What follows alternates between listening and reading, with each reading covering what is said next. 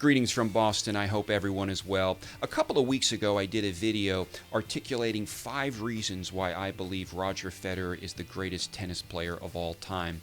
But I came across a statement by Federer himself recently, which suggests that Federer doesn't agree with me, that Federer believes someone else is the greatest player of all time.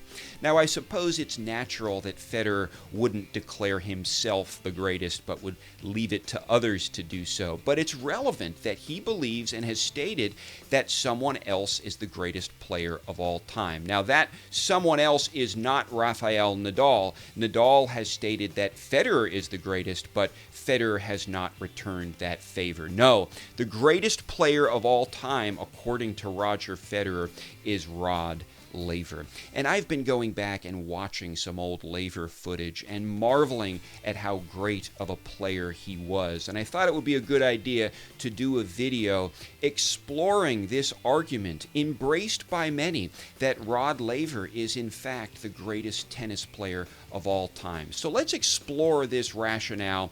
That's the agenda. Give the video a thumbs up, subscribe to the channel. This is Tennis Talk Daily.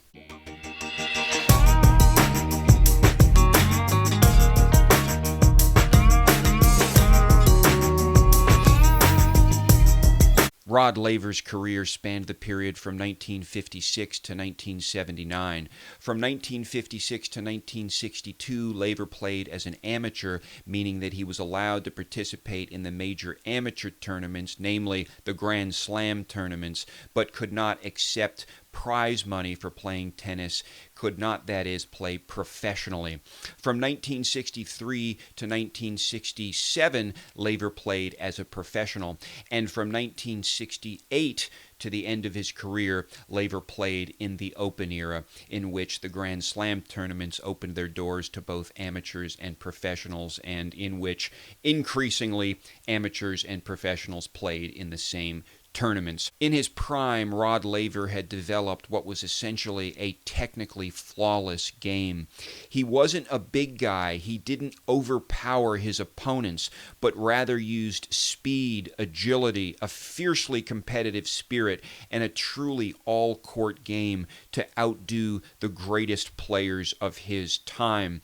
One anatomical feature that distinguished Laver was the immense strength and musculature he developed in his forearm and wrist.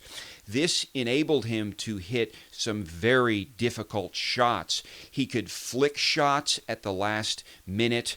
He could hit with heavy, heavy topspin off both wings, more topspin than anyone had ever experienced at the time. He could also hit both running backhands and running forehands very effectively with all of that strength that he had in the forearm and wrist.